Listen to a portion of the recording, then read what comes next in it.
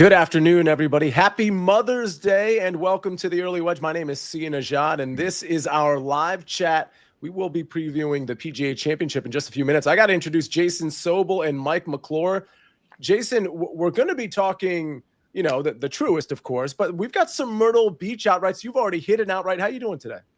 I'm doing great. As Vijay Singh once said, as he looked out to the assembled media at a golf tournament on Mother's Day, said, "Happy Mother's Day to all you mothers out there." I don't think that was the way he fully meant it, or maybe exactly the way he meant it. But yeah, I was telling you before, Hyoju Kim. We're going deep, Mike. You're gonna like this one. Found her in the Aramco Ladies Championship on the LET in one of my books, plus 325. She's the 8th ranked player in the world, won on the LPGA not too long ago, 5 top 20s in her last 6 starts. The defending champion going over there, second on the odds board going into the event, was a woman who's ranked 99th in the world coming in. I mean, Hyoju Kim was by far the best player in this field, and she did cash that. So I've had a very good Sunday already in the betting markets. We'll see if we can get it even better, See ya. Mike, you're looking for a good Sunday. I mean, I've got, in Myrtle, I've got some outrights in play. Over at the Truist, I really don't. It was really bad with my outrights, but I do have some big plays on one Patrick Cantlay to top 10 this tournament, which I gave out on the early wedge. He's obviously 1 under through 1 here, looking decent, Mike. But you have a play. You also pre-flop had a play on Cantlay. Yeah, pre-flop Cantlay, I did have him outright, but the biggest play of the week, top 20. He does have a birdie look on 2 here, 19 feet for birdie. I wouldn't hate Cantlay shooting a 61 today and stealing this thing. So yeah, I'm in on Cantlay, just rooting in that top 20, the top 10 for you. I think you could still play the top 10 if you haven't already. Yeah, but I like it. I will say this. There are some, maybe not 61s. There are some low rounds out there, Jason and Mike. We see Andrew Novak through 17, 6 under. Aaron Rai through 13 is already to 5 under. Rasmus Højgaard playing well. He's 4 under through 10. So Brian Campbell, probably the shortest hitter in this tournament, 4 under through 11. Davis Thompson, Adam Scott, Ryan Gerard, all having good days. This is going to be one of those tournaments, gentlemen, where you're going to have to go out and get it. We have Sepp Straka at the top. We got Shane Lowry at the top. Justin Thomas, speaking of going out and getting it, we've seen him do that recently. He's 11 under. Keith Mitchell at 11 under. Both of them 3 shots back. And then you got Decky, Xander's creeping up a little bit. Is this, Jason, let me ask you, is this a 3-horse race here with the top 3? We're leaving out Keith, or we're leaving Keith in and some others too?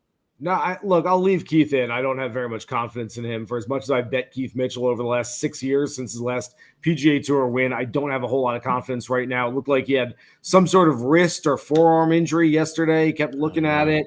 The putter was terrible yesterday. If you want to know why Keith Mitchell hasn't contended more over the last 6 years, despite really good tee to green numbers, that was the epitome yesterday. He's missing 3-footers and lipping out putts all over the place. So that's why he hasn't had better results, but obviously, I'd still throw him in there. And I would say that based on, I wasn't going to be a buyer on Straka or Lowry today at their numbers, which are, as you see there, plus 150, plus 190. But the fact that there's some low scores out there makes me like them even less. I think that somebody who's a little further back can go low. Those 2 players are very good in tougher conditions. We saw it a little bit tougher yesterday. I think it's playing a little bit easier today so far based on the numbers. Maybe get a little more wind in the afternoon. But I would say that those 2 players were looking for things to firm up, looking for 20-mile-an-hour winds, and I don't think that's going to happen.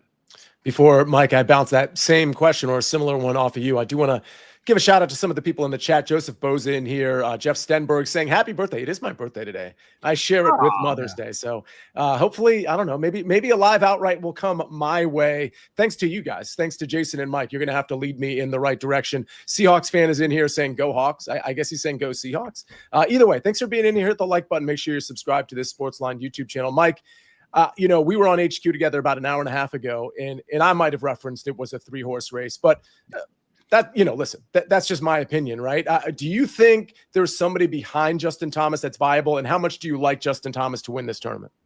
I like Justin Thomas quite a bit. Viable, maybe Cantlay. We'll see. I haven't seen if he birdied number 2 yet or not. If he does go 2 under through 2, I will leave Cantlay's name in there. He did not birdie it. That's right.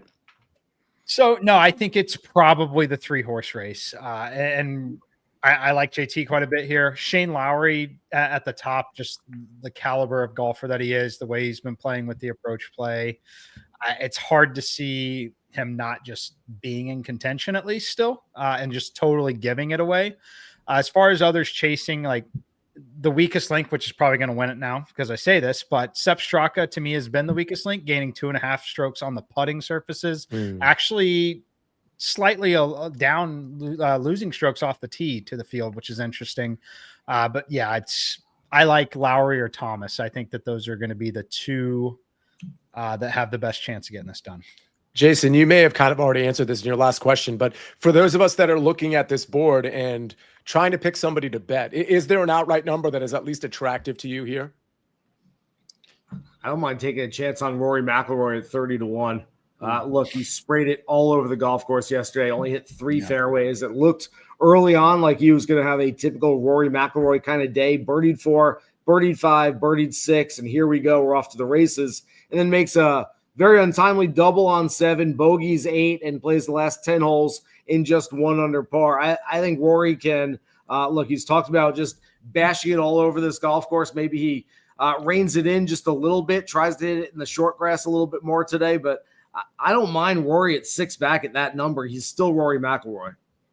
Yeah, no, I hear you on that. I'm gonna go with Justin Thomas here, plus 550 at BetMGM. This you might be able to find a plus 600 somewhere else. Before we kind of update everybody, as Eric Cole, I have a matchup with him, by the way, plus 100 against Poston. He goes bogey, but then birdie, so he's only 1 shot back of Poston here.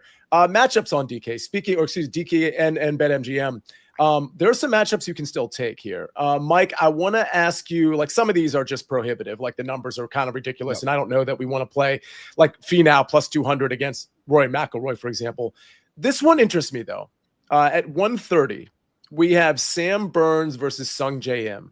My lean there, Mike, was Sung J M at minus 120 because I'm just not a believer yet in Sam Burns, but I think you could make equal arguments in terms of whether you believe either of these games right now. Do you have any sense of who wins that matchup? I would lean Sungjae still. I like his game a little bit more than Burns, but admittedly not one that I'm eager to go attack. If I had to play it though, it would be Sungjae's side. Jason, any thoughts on that matchup? Yeah, I'm kind of staying away from that one. 2 guys that I like moving forward. I know we're going to get into the PGA Championship, which begins this coming week. And those are 2 guys that won't be on my outright card, but I like them for top 10s, top 20s next week. I think they're both coming in with some form. Yeah, sounds good. Okay, by the way, thanks to the chat, Dan Casey is finding a JT at plus 650. Which I think is a really good number. Again, only 3 shots back here. Let's see. Ian Lights Out says grab Berger over Kim earlier and boosted it. Jeff Stenberg says Im is plus 125 at my book in that matchup. So that would have to be including a tie, right, Mike? There's no way that's just going to be magically plus 125 somewhere else, right? Yeah, I would check it out. That would likely be a 3-way market where a push, a tie would be a loss condition. But if it's not, then yes, I would just blindly play it anytime you're catching 125 on a minus 120 at other books. And you tend to avoid the tie position in these matchups, correct? Generally, it does depend on, again, price point there. Yeah, it's a 3-way market, as Jeff said. That would be, yeah. I'm going to stay away from it personally. But if you like one side and you feel very good about one side, then I think that you can definitely get a little additional value by playing the 3-way market.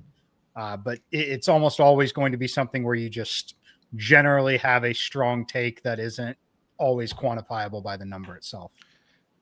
We are sweating some bets here. Like I mentioned, the Patrick Cantlay top 10. I also, and so does EC. Jason, you might recall this from the betting show, the matchups. Corey Connors at, I think it was plus 125 to be top Canadian.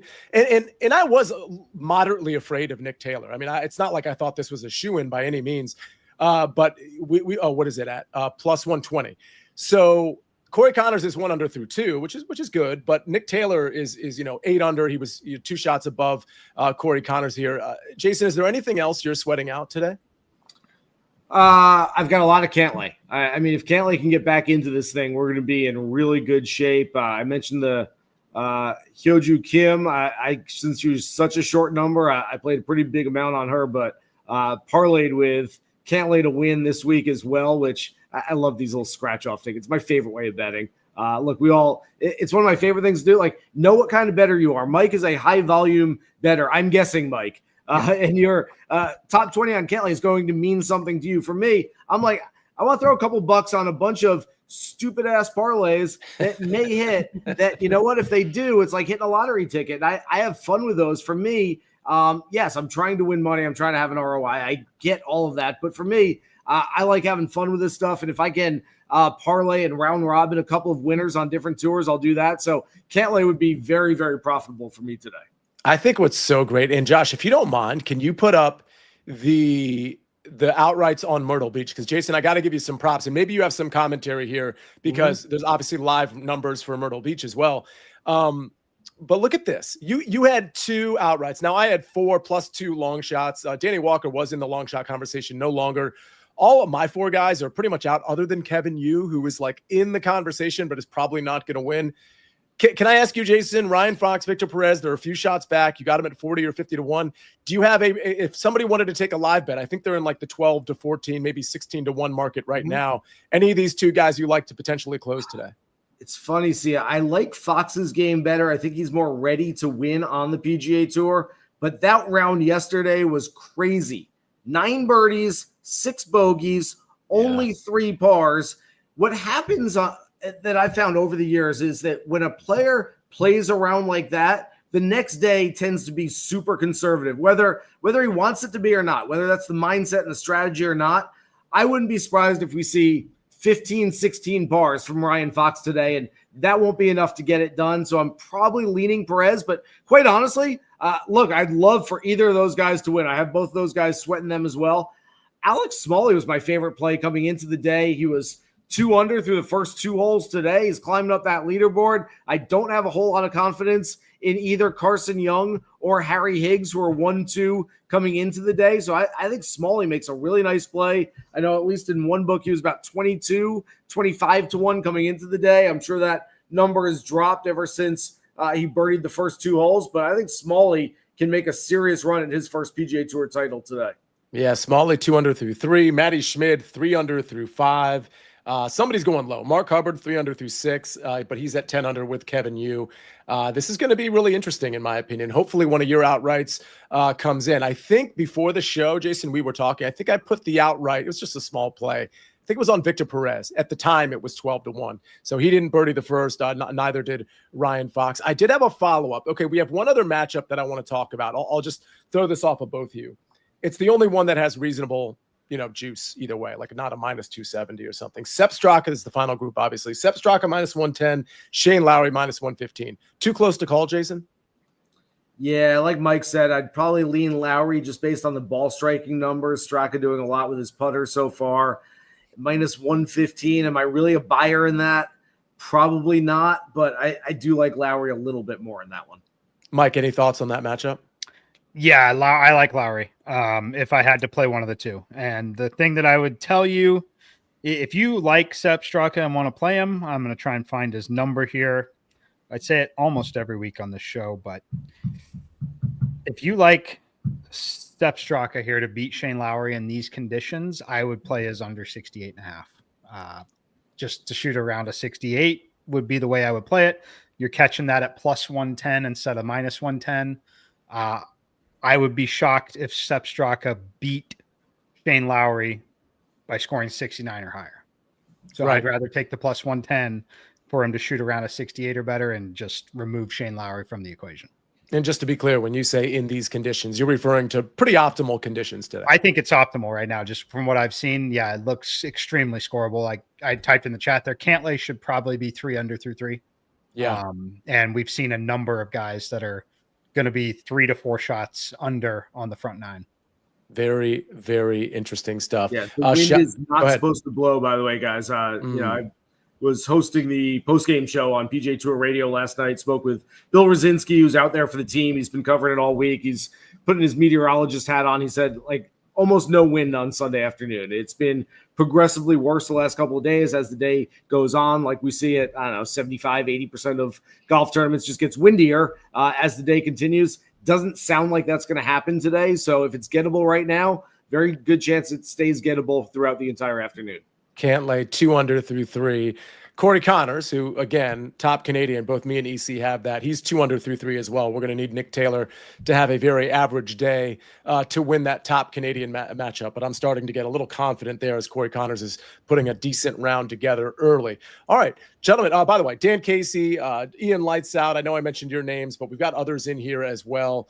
Thanks for being in here. C Breezy 915 says, happy birthday, Sia. Very much appreciate that. And, of course, Mike McClure says, happy 33rd birthday to me. Hopefully you believed that, but I'm a lot of bit older than 33. All right, here's what we're going to do. If you're new to the show, if you're new to listening to the show, what we're going to do is we're actually going to cover next week's tournament, which happens to be the PGA Championship. We're going to do that, but we are going to circle back to what's going on the course when we're done with that. So we've got 2 things left to do. We're going to do a quick preview and maybe some guys we like. We're going to look at the odds because the odds are already out for the PGA Championship, which makes today's show a little bit unique in a good way. And then after that, we're going to circle back to the Truist, maybe circle back to Myrtle Beach, see if there's anything out there for us to like. But again, Cantlay, we got some sweats going here, and we're certainly rooting for some guys. Cantlay, and if I could sort of wrap up, Mike, what you said about a live outright, and I kind of agree. Justin Thomas, if you were going to lay a live outright number between plus 550 and plus 650, looks to be the way to go. We gave you a couple of matchup leans as well. All right. Joseph Boza says, wow, odds are out already for PGA. That's interesting. Well, that's what happens at majors, right, Jason? So they were out probably, they were out for a year. Now that I think about it, yeah. They've always been out. What would be unique is, or I guess what people don't know from a DK standpoint, like that pricing is already out too, I think, right, yep. Mike? Is DK pricing?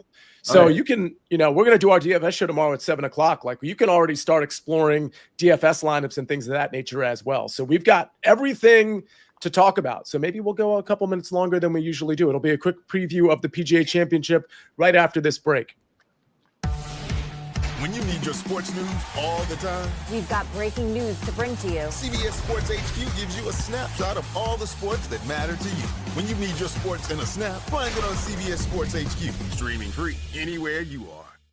All right, we're back on the Early Wedge. I'm joined by Mike McClure and Jason Sobel, and now it's time to cover the PGA Championship, or at least quickly cover the PGA Championship. We'll take a look at the type of golfer we're looking for, the type of course we're looking at, and of course, some of the odds that are, again, already out for the PGA Championship, maybe some early leans and some early bets. I've already made a bet, so I'll get to that in a little bit. Jason, talk to me about this course. It's obviously at Quail Hollow, the site of the Wells Fargo Championship. Last time the PGA Championship was here, as everybody knows, was in 2017, where Justin Thomas, who, by the way, has been playing very well in 2025, he took it in 2017. We had the President's Cup here in 2022.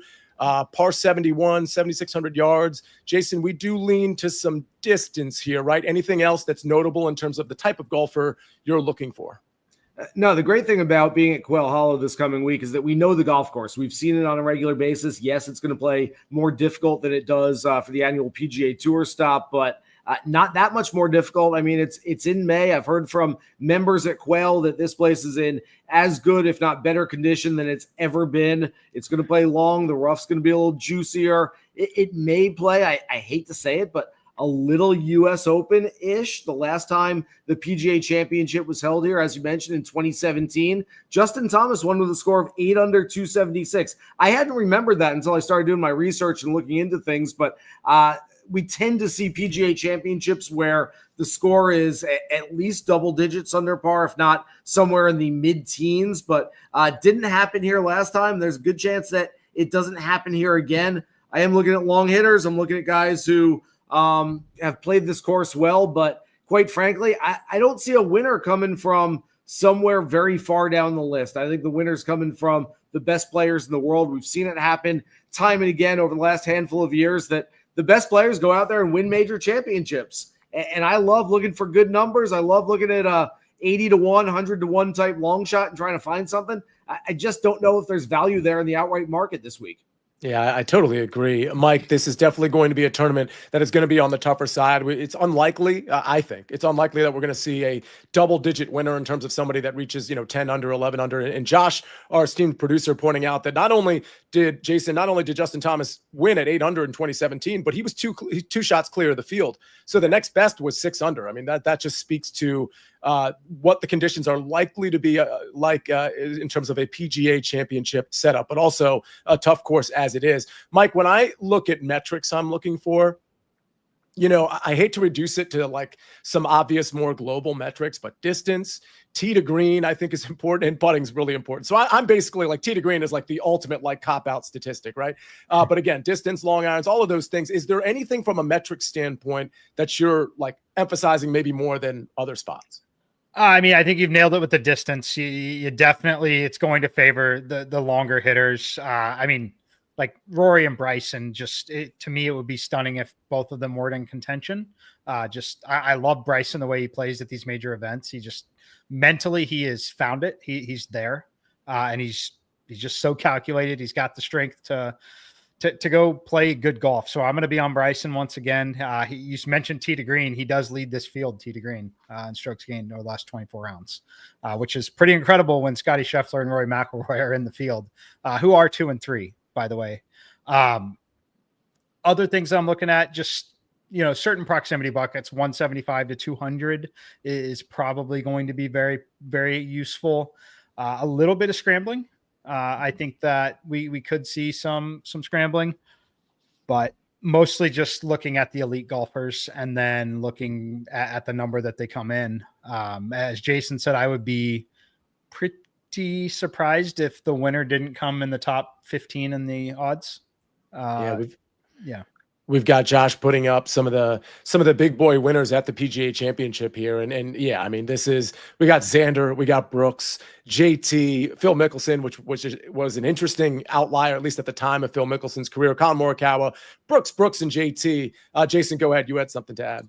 So listen to Johnson Wagner. I believe he was on the 5 Clubs podcast. Johnson's a member there as well. And he said, the course changes, and they're subtle course changes, still going to look like the Quail Hollow we've seen year after year, but the course changes they've made, it's very much akin to when Augusta National, quote unquote, tiger-proofed their golf course by making it longer and essentially playing into the hands of the guy they're trying to proof it from.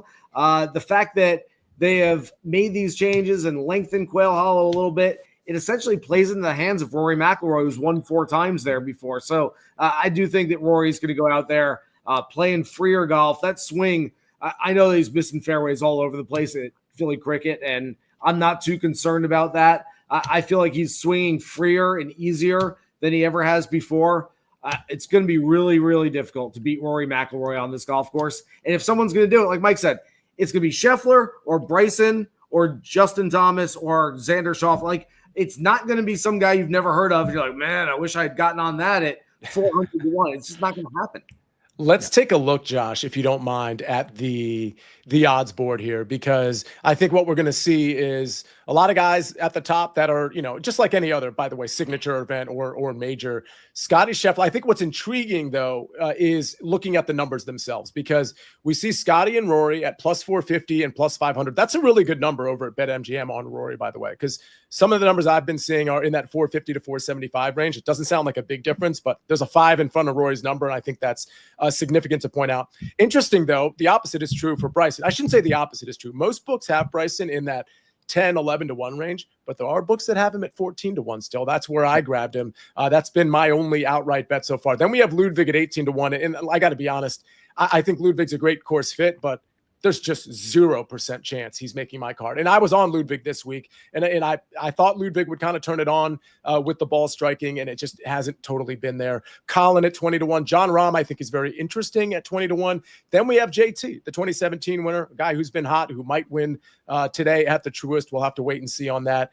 And then we go down the board here. So, Mike, I'm going to start with you. It sounds like you like Bryson. Any other names from a value standpoint that are popping out here? I should mention Cantlay 33 to 1, Brooks Koepka 40 to 1. Yeah, Bryson definitely is the top click for me, first click in. Other guys, for me, it's so hard to imagine one of Rory Bryson and Scotty not winning this. I think that they're just clearly the top three in this field. I think the gap to Bryson is a little too big in the market, especially when you're seeing Scotty at 4-1 and Bryson at 14 at a few spots, just considering the size of the field. So Bryson, the obvious choice for me. Let me tell you, other golfers that I would consider, I still like JT a little bit here. If I had to go pick someone that I think could do it, that's not, doesn't check the box on the distance, but has played very good golf this year, it would probably be Colin Morikawa at 20 or a little further. He lacks a little bit in distance relative to these guys, but he makes up for it with some of the longer irons. So I like him. As far as going down the board, there's not a lot that I love down the board. I don't mind Cantlay, but probably more appropriate in a top 20 market or a top 30 or 40 even, considering the size of this field. Now, the without market, I will play the without market again in this major just to back Bryson. You can play Bryson. You see this at 11-1 on the screen. You can play Bryson at 10-1 right now without Scotty and Rory. Wow. Yeah. So I like that quite a bit. Yeah. That's just plainly a good number. Jason, what sticks out to you? As I said, I mean, I think it's going to be one of the big boys who wins this golf tournament. It's probably a single bullet outright play for me, and I'm leaning Rory right now just because of the course history, because of the form, because of the mental state right now. He's as it's been put by several people already, he's already won golf. He's got it. Whatever happens for the rest of his career, like, he did it. He's accomplished what he wanted to accomplish. And so I think that not weighing on his mind and not tugging on his shoulders anymore is a massive benefit moving forward. That doesn't mean that I absolutely think Rory's going to win and Scotty or Bryson or JT, who are the other top three, at least on my list, can't win. It's that you can't in the outright market bet all four of those guys and go, oh, look at me, I did it, pat myself on the back, picked a winner. It doesn't work that way. I know there are a lot of people on social media who are like, yeah, I'm going to take Scotty, Rory, Bryson, Ludwig, Colin, Rahm, JT, and Xander for my outrights this week. And then when one of them wins, go, hey, look at me, another winner. I picked it. 4 in a row. That's not how we do things around here. No, that's totally fair. Interesting here, Mike. I do have a question for you when it comes to the live players, because I see, Rahm is on here, Joaquin Niemann is on here. You mentioned something about tee to green play with Bryson. Because I know modeling is it's all about the inputs, right? And that's why you're so successful, because your inputs are really good. Now, when you look at tee to green, for example, for a Bryson or really anybody on live, are you looking at what they've done in majors, or are you looking at the live stats as well?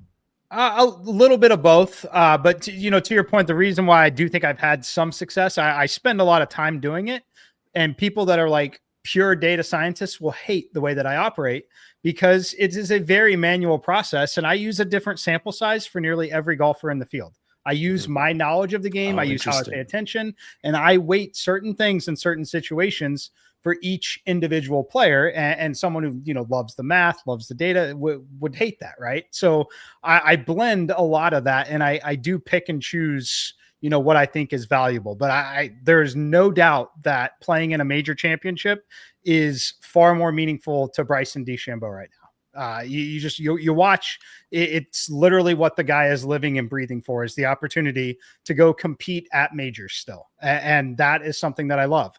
Now, I will say I've been a fan of Jon Rahm throughout his career.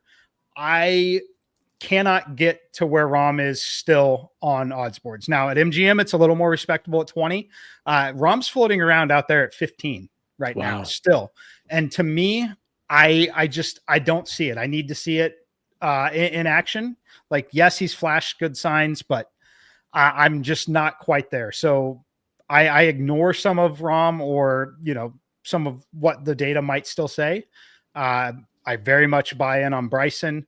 The last thing I wanted to comment about this board, again, remember that this is not a limited field event. We've got 154 golfers. Because of that, yes, we all kind of agree it's kind of like a limited event. It's probably going to come from the top of the top winning, but I think that Scotty and Rory's numbers are a little too short because of having 154 professional golfers essentially in the field. I won't take an outright on Scotty or Rory to start, only because it's the classic case of you've got the strength of the field right behind them. Unless we're talking about a 5-6 shot lead after round one, I think that I can get more information. And again, I'd rather back Scotty or Rory at plus 280 or plus 300 with 18 less holes to play and a ton more information, right? So that's where I'm going to be. I'm going to play Bryson pre-tournament, and then I'll be watching pretty aggressively on those other two and buying with, as late as I possibly can, basically.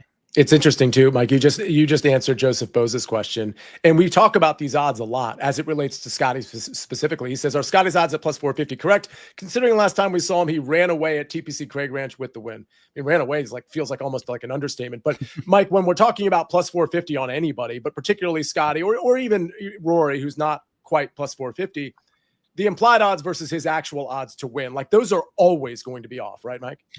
Almost always, yes. It would take you're paying a tax if you want to back Scotty Scheffler to go win. The fortunate thing is Rory's playing so well that it's eating into it just a little, but yeah, you're generally not going to have quote unquote value from a modeling standpoint on either one of those pre-tournament. I think what we have to remember too is, look, the three of us and everybody in the chat who usually shows up here on Sundays trying to find a good number somewhere, we're looking at this stuff on a daily basis, on a weekly basis. We get to a PGA Championship, and I know we've all got friends who are like, "Hey, I was going to throw a few bucks down on the PGA. Scotty, he won a couple of weeks ago. I'm going to take him." That's going to keep that number from getting any longer until, Scotty goes out and shoots 74 in the first round or whatever it might be, just because of the volume there is, just because of the handle that the books are getting, because the public wants to go bet on a major championship, and the public doesn't know, strokes gained off the tee for Patrick Cantlay this year, but the public's like, "I don't know, I'm going to bet, and Scotty's really good, so I'm going to bet him." That's how that happens, and that's what keeps that number from getting any longer than it is right now. I do want to ask about one other guy. Let's see. As Patrick Cantlay is mentioned in the chat as it relates to the Truist, but when I look at his number for the PGA, I mean, people are asking about long shots, and we just said, hey, we're not really looking at long shots here. But when I look at Patrick Cantlay's number at, what is it, 45-1? It's 33-1. Can I just tell you? And listen, this is a classic case of shopping your lines. BetMGM has some better numbers than other books, and other books have much better numbers than BetMGM. It's just that's why you have to have at least a couple of books. I see, I'll just be clear with everybody over at DK. It's 45-1. That is a huge contrast to the 33 we see here. And again, BetMGM has better odds in some cases here in a big way. So I'm just pointing out Patrick Cantlay here, but that sounds long shotish to me when you consider this field, Mike. Any thoughts on your guy? You had him at the Truist, and Jason, I know you did too. 45-1, is it? If you're taking one of those shorter shots, let's say Bryson at 14-1, and you want to just spend on one other guy, is Patrick Cantlay that guy at 45-1? He's definitely going to be in contention there. I will say it's alarming to see numbers like that, but the reason you see numbers like that is just because of where Scotty and Rory and Bryson are, that really just eats into it. I'll give you a good example here so you can kind of, quantify it. I see Scotty 450 there, but he's 400 at other places. 400 plus 400 is 20%. That's saying he has a 20% chance to go win the tournament. And then you look down next, and we'll call Rory 500. That's 16.7. So you've got 37% of the implied probability to two golfers. It just doesn't leave a lot left down there. So it's why you see guys like Cantlay at big eye-popping numbers. Having said that, 45-1, if I had to guess without running simulations on it yet, I'm guessing it would show some value. I'm guessing I'd probably have them 38, 39, somewhere in there. Okay, so it's not that big of a contrast to what your number would be. Yeah, it's not a huge contrast, but again, it's mostly because of that group at the top. And then again, Bryson, that's another 10% of win equity to Bryson on where I'm going to have him. So you're 50% equity to the top four golfers in the field, which is crazy. But yeah, a little bit of value on Cantlay. I would be stunned if he closed at 45. I think he probably closes, I would guess, 35 universally across the industry.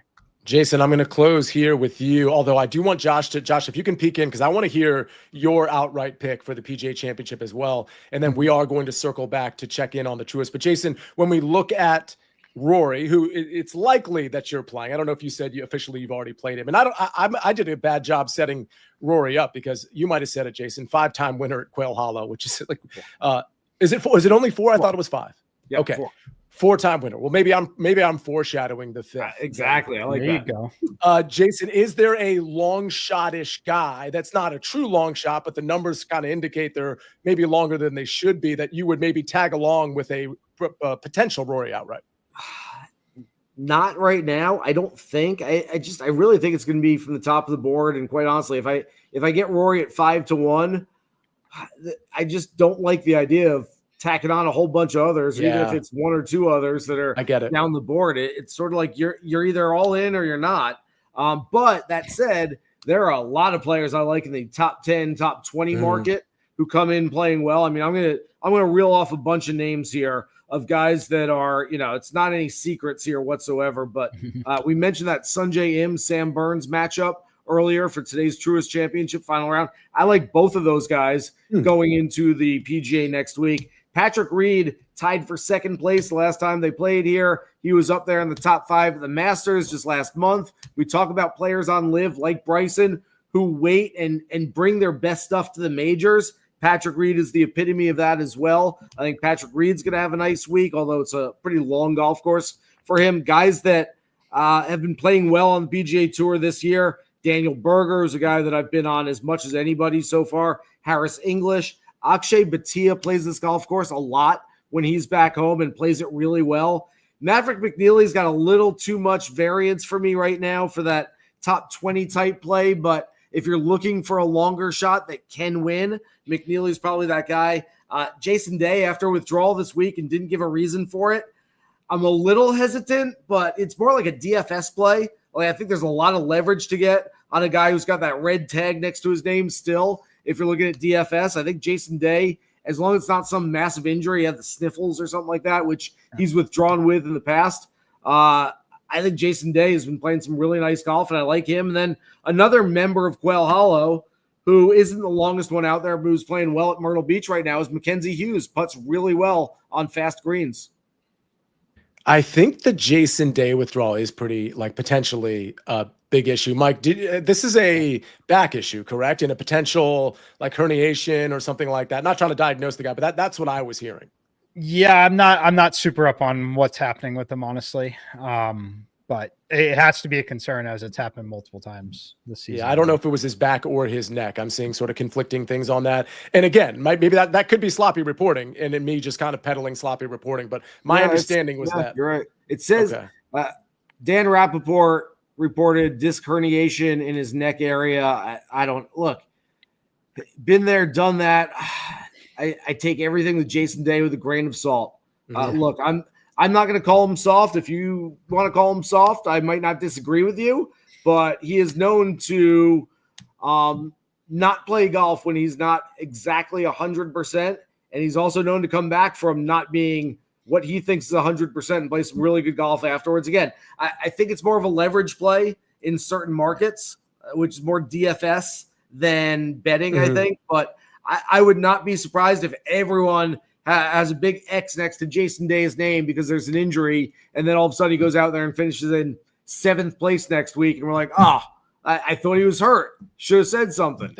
Yeah, a lot of WDs this week. Joseph Boza pointing out Sahith, Justin Rose, and Michael Kim all WD'd. So these are, along with Jason Day, going to have to monitor these guys. And I do want to point out, for those of you listening on the podcast and not watching the live show on the SportsLine YouTube channel, Mike, you did type into the chat that Patrick Reed at 80-1 might be a click for you. Can you just expound upon that real quick? And then Josh, jump in. I want to hear your PGA Championship winner. Yeah, so I think that I think it's going to play pretty difficult out there. So I don't think we're talking, super, super low scoring, which I think benefits a guy like Reed just kind of lurking, hanging around. He like not to the level of Bryson necessarily, but he definitely elevates his level of play at major championships. So I like that there. I'm going to, it's a very small position on an outright for him, but I am very close to making a pretty big position on Patrick Reed in a top 40 market. It is a -140 price point. That's top 40, including ties. If Patrick Reed makes the cut, I think that he likely finishes between 15th and 35th in this event, right? I love the number at -140 or better on a top 40, including ties. Would probably be a multi-unit play for me on Patrick Reed, top 40, -140. Yeah, Reed has some good history at Quail Hollow too, I believe. Jason, go ahead. Little update, Rory McIlroy, birdie on 1, nearly drove the green on 2. He's got 13 feet left for birdie to get to 10 under. All right. These are vibes going into the PGA Championship for sure. Josh, can you drop in? Do we know who your, and maybe you haven't determined it yet, do we know who your PGA Championship lean or outright is? I think it's Bryson. I think it's a bit overcomplicating it to go more than 3 or 4 deep on the board pre-tournament. Korea was Bryson's best approach week since the U.S. Open at Pinehurst. That would have been the only thing in this period after the Masters that would have given me pause, because otherwise it's a perfect golf course for him. He hit his irons really, really well in Korea, won, and we of course know everything else he's bringing. So I think that's where it is right now, and I certainly don't think he's 2 times less likely to win this event than Rory or Scotty, which is the suggestion. I mean, more than 2 times. More than 2 times. Which I think is just a little. I just think that's incorrect at this point. So getting him at longer than 10-1, and as high as we saw as 14-1, I think is pretty crazy, to be honest with you. I mean, especially when you can grab him at 10-1, where he is sitting without the top 2. I mean, he profiles well for this course. His recent history is great, both at majors and on live. And his recent major history has been great. Like, there's not, I mean, this is golf, so he could have a bad tournament. I mean, anybody could, but he just checks all the boxes. So I totally agree. All right. Ladies and gentlemen, that's going to wrap up our coverage, at least for today, on a Sunday of the PGA Championship. So much more coming with the 7 o'clock DFS show on Monday, the betting show on Tuesday at 7 o'clock. We've got the live chat, and actually, we're going to be all over CBS Sports Network. I think in the hour between 12 and 1, pretty much every day, we're going to be on CBS Sports Network, specifically profiling the PGA Championship. So whether it's on the SportsLine YouTube channel or on CBS Sports Network, you're going to want to dial in. Thanks for joining us for the PGA Championship early look. Gentlemen, we got to look at this Truist Championship, though. Jason, we got an update from you, but Mike, you got to give us an update on Patrick Cantlay. He's sailing. He's continuing to sail, is he not?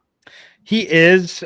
He is not going to. I say not. He's 23 feet for birdie on the par 5. So a disappointment to not birdie a par 5 there, but was 3 under through 4. Had a makeable birdie putt on every single hole so far. So good start. Am I thinking that's more of Cantlay being awesome or in a reflection of the conditions? I think it's probably slightly more a reflection of the conditions.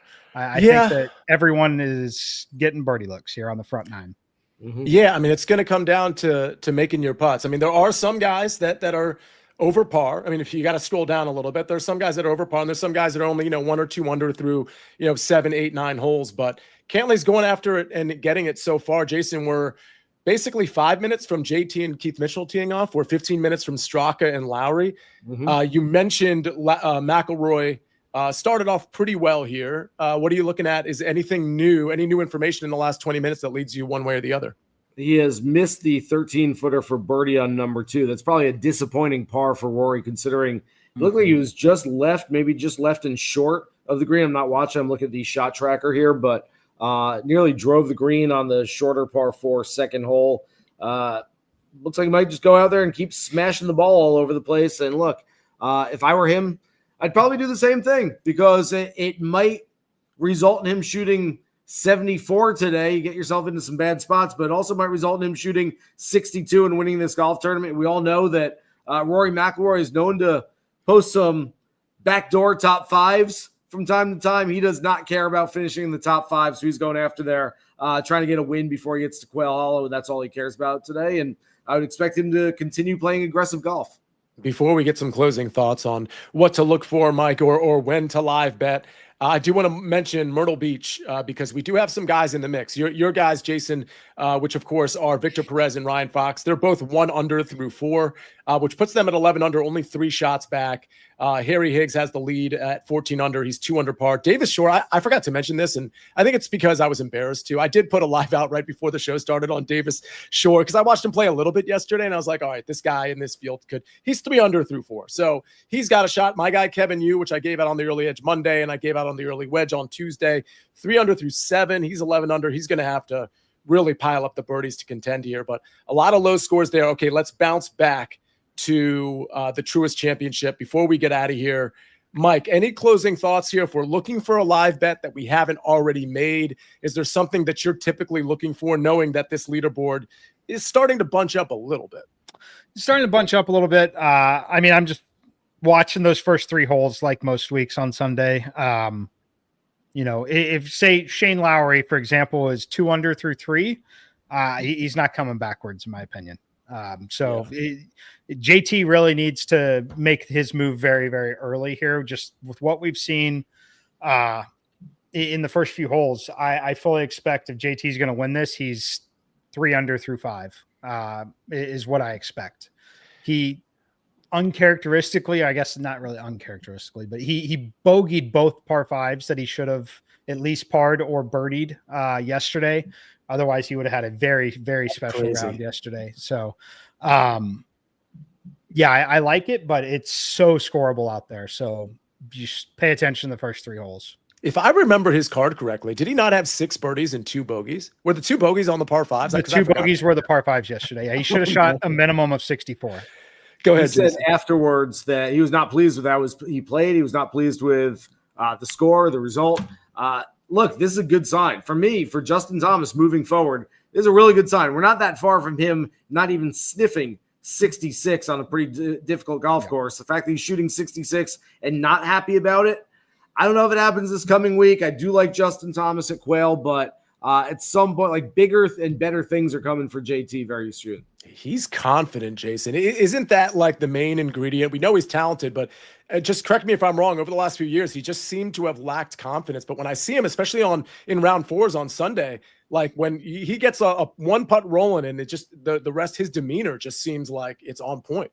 He and Rory are the ultimate demeanor guys out on the golf course. And you can turn on the TV, not even look at a score, not even know how they're playing, and just look at them and know exactly how they're thinking, how they're feeling at that moment. I mean, Rory, how many times his chest is puffed out, and he's kind of bouncing down the fairway. You're like, oh, Rory's got it going right now. And all of a sudden, he's like this. He's kind of shuffling down the fairway. Rory's not playing that well. Same thing with JT. You can read it on JT's face. When he's got it going, I mean, go back and look at him at the Players' Championship this year. First round, 78. He looks like he wants to just go drown himself in a greenside bunker somewhere and never come out. 62 the next day, he's got those eyes going. He's got the look. He's got the intensity. And you're like, you can turn on the TV and know that he is playing well. He's locked in. And so we'll see which JT we get later today.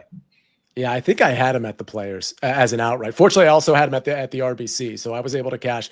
But that contrast between day 1 and day 2 of the Players was absolutely unbelievable, frankly. All right, I guess that'll do it. JT is about to tee off with Mitchell. I think you're right, Mike. Let's keep an eye on his first 3 holes, but also Lowry, Straka, and Mitchell, particularly Lowry and Straka, because especially with, I don't know, I shouldn't say especially with Lowry, but if either of those guys stumble in the first 3 holes and just don't make birdies, the lights are on for the chasers in a big way. So I think that's something to keep an eye on as well. All right, Farzad, Ian Lights Out, Jeff, Joseph, everybody, thank you for being in here. Thank you for hitting the like button. We have so much more content coming to you on the SportsLine YouTube channel starting tomorrow at 7 o'clock, but also on CBS Sports Network. So you're not going to want to miss it.